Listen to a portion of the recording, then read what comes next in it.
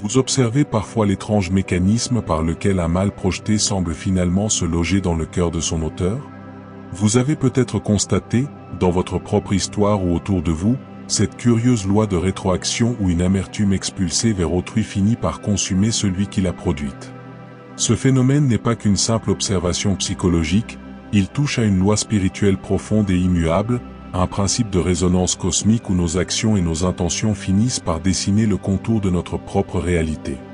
Aujourd'hui, nous allons plonger au cœur de cette dynamique fascinante, souvent appelée l'effet miroir ou le retour du boomerang. Il ne s'agit pas de se réjouir de la chute d'autrui, mais de comprendre comment l'univers, sous la gouvernance d'une justice divine parfaite, opère un rééquilibrage constant. Cette compréhension nous libère de l'envie de vengeance et nous ancre dans une sérénité confiante, sachant que chaque graine porte en elle son propre fruit. Si cette perspective résonne avec vous, si vous aspirez à naviguer dans la vie avec cette foi inébranlable, vous êtes au bon endroit. Abonnez-vous à la chaîne pour plus de révélations divines, appuyez sur le bouton like si cette vidéo vous touche, et laissez vos vœux en commentaire pour partager avec la communauté. Lorsque nous parlons de cet effet miroir, nous abordons un concept qui transcende les simples interactions humaines pour toucher au tissu même de la réalité. Cette loi de cause à effet, inscrite dans le fonctionnement du monde spirituel, nous montre que rien ne se perd, que chaque pensée, chaque parole, chaque intention émissaire possède une énergie propre qui, tôt ou tard, revient vers sa source. Imaginer que nous puissions émettre de la négativité sans en subir les conséquences est une illusion. Notre être intérieur, notre âme, est un réceptacle et un émetteur constant. Lorsque nous choisissons de projeter du mal, de la jalousie ou de la malveillance, nous activons en premier lieu un poison dans notre propre jardin intérieur. Ce poison altère notre perception, assombrit notre paix et corrode notre lumière avant même d'atteindre sa cible présumée. Ainsi, le premier dommage causé par une mauvaise intention est infligé à son porteur.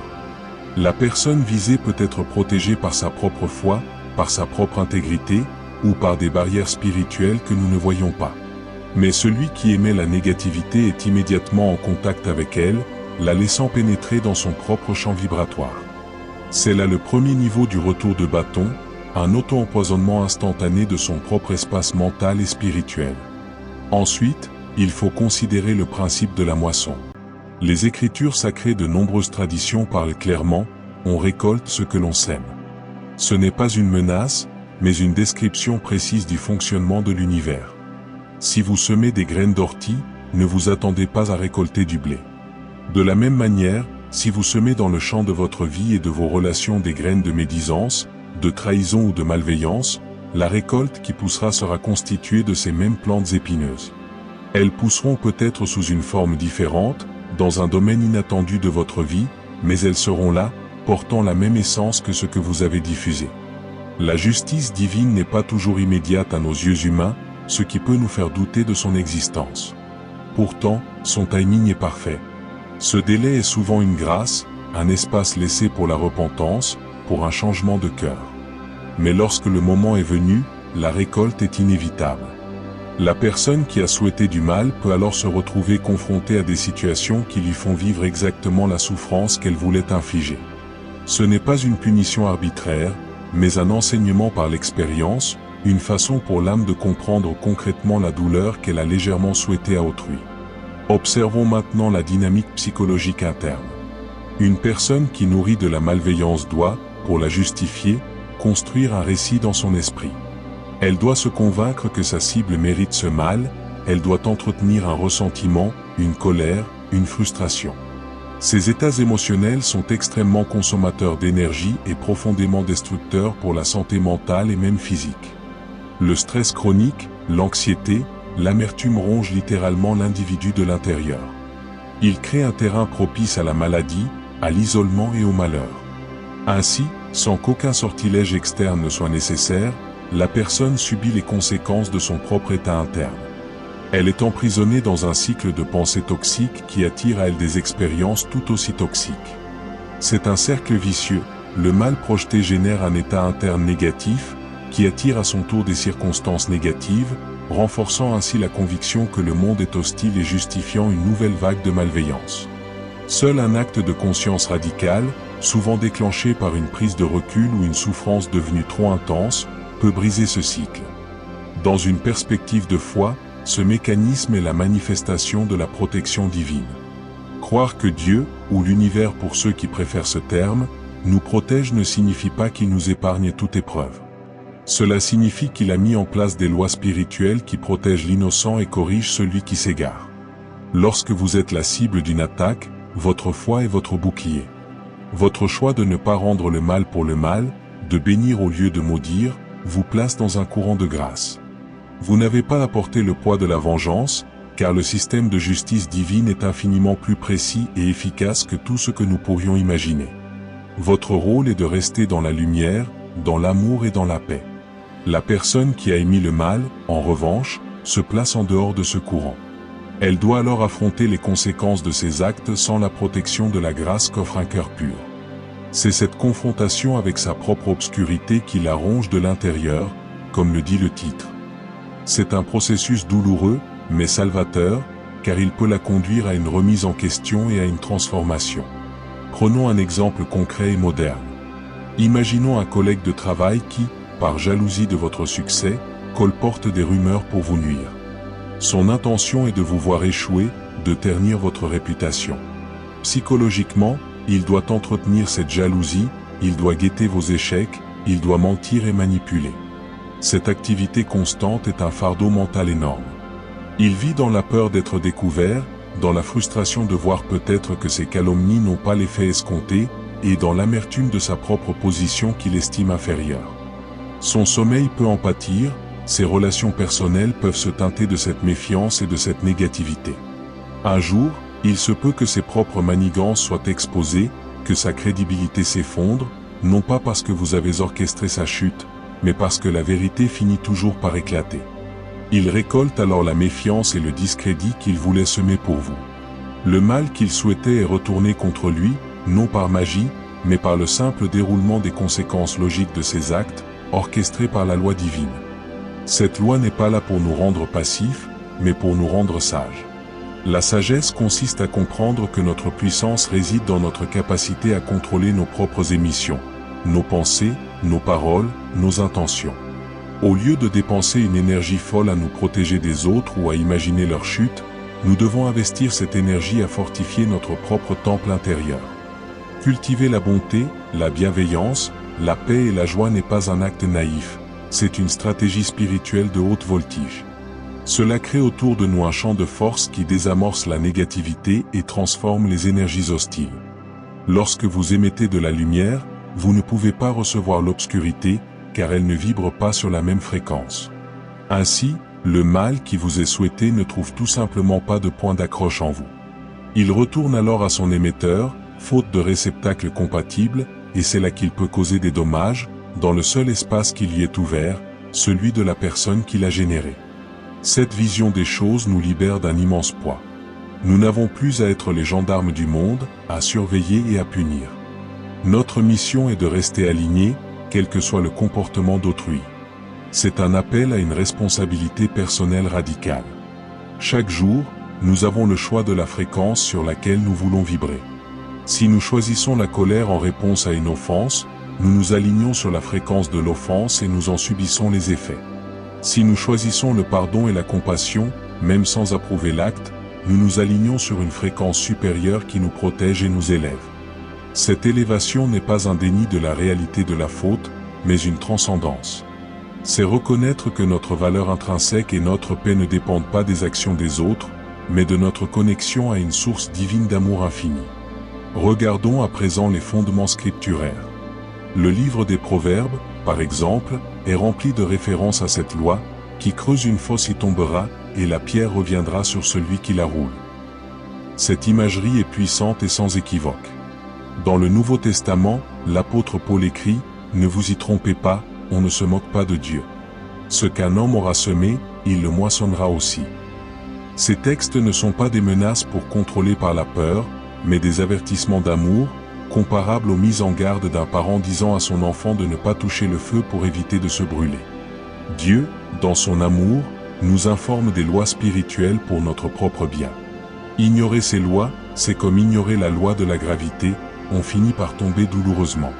Ainsi, lorsque nous lisons ces passages, nous devons y voir la preuve d'un univers ordonné, juste et donc rassurant, et non chaotique et arbitraire. Comment donc appliquer cela dans notre quotidien moderne, dans un monde qui semble souvent récompenser la malhonnêteté et écraser la gentillesse? L'application commence par un travail intérieur de surveillance de nos propres pensées. Avant de nous inquiéter de ce que les autres nous souhaitent, examinons ce que nous souhaitons, consciemment ou inconsciemment. Une critique incessante, un jugement permanent, un désir secret de voir un rival échouer, tout cela entre dans la catégorie des semences que nous plantons. Le travail consiste à purifier son cœur, à demander l'aide divine pour transformer l'amertume en compassion, la jalousie en joie pour le succès d'autrui, et la colère en paix. C'est un travail de tous les instants, le vrai combat spirituel. Ce n'est pas une répression des émotions, mais une transformation de leur énergie.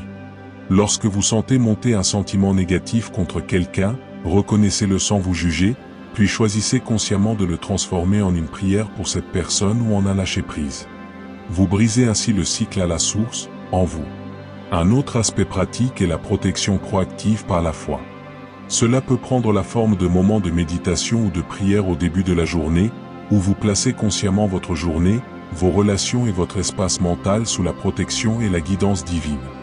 Vous visualisez une lumière vous entourant, un bouclier d'amour qui laisse passer ce qui est bon et transforme ou repousse ce qui est nuisible. Cette pratique n'est pas de la superstition, c'est une façon d'aligner votre conscience sur la réalité de votre nature spirituelle et de la puissance divine qui vous habite. Elle renforce votre conviction que vous n'êtes pas une victime impuissante, mais un être puissant et protégé, quel que soit le bruit du monde extérieur. Le concept du retour à l'envoyeur est donc bien plus qu'une curiosité spirituelle, c'est un pilier de la vie en foi. Il nous invite à une confiance absolue. Nous pouvons nous détendre, cesser de lutter avec les personnes qui nous veulent du mal. Nous pouvons les confier, avec leur comportement, à la justice et à la miséricorde divine. Notre énergie est alors libérée pour créer, pour aimer, pour construire notre vie selon nos aspirations les plus hautes. Cette confiance est contagieuse, elle inspire notre entourage et devient un témoignage silencieux mais puissant. Les gens autour de vous verront que vous n'êtes pas affectés de la même manière par les conflits, que vous possédez une sérénité qui résiste aux tempêtes. Ils s'interrogeront sur la source de cette paix, ouvrant ainsi une porte pour partager la profondeur de votre foi. Il est crucial de préciser que cette attitude n'exclut pas la mise en place de limites saines. Avoir foi en la justice divine ne signifie pas se laisser maltraiter physiquement ou psychologiquement sans réagir. Vous pouvez, dans la sagesse, prendre des distances, exprimer votre désaccord, ou protéger votre espace tout en maintenant un cœur libre de haine. L'action juste, guidée par l'intuition et la prière, fait partie du processus. La différence réside dans l'état d'esprit. Vous agissez à partir d'un lieu de paix et de protection de votre dignité, et non à partir d'un désir de vengeance ou de peur. Vous êtes un canal de paix, même dans la fermeté. Que faire lorsque nous constatons effectivement qu'une personne qui nous a voulu du mal traverse à son tour des difficultés? La réponse de la foi est la compassion, et non la jubilation. Le cœur spirituellement mature ne se réjouit pas de la souffrance d'autrui, même s'il reconnaît le fonctionnement de la loi. C'est l'occasion de prier pour cette personne, de lui souhaiter une prise de conscience et une libération de sa propre amertume.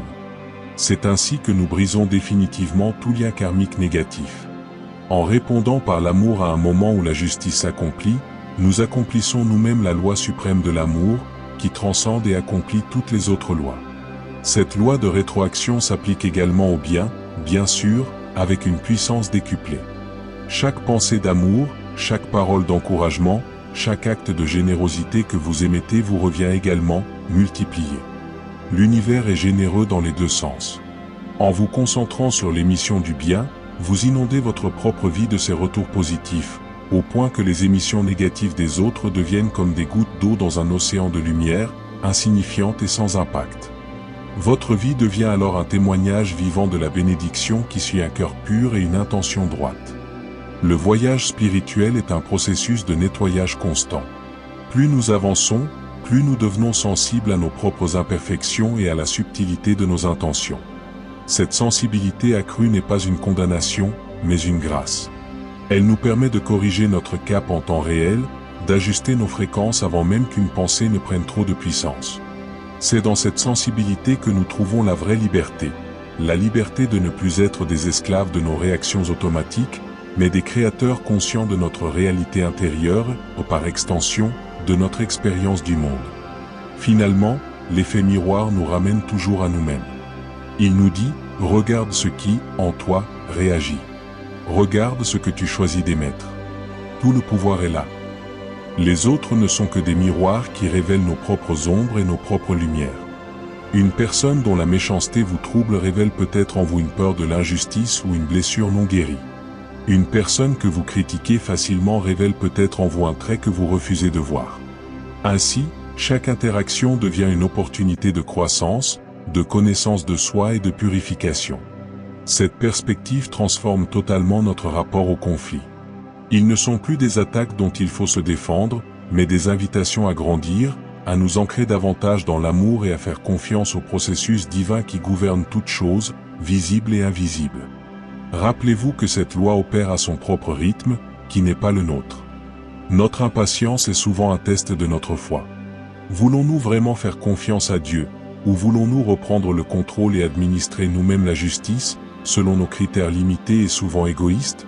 La foi, c'est lâcher ce besoin de contrôle, c'est observer avec sérénité le déroulement du plan divin, même lorsqu'il semble trop lent à nos yeux.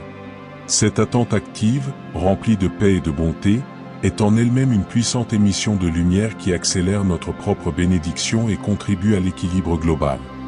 En marchant dans cette compréhension, nous devenons des artisans de paix, des porteurs de lumière.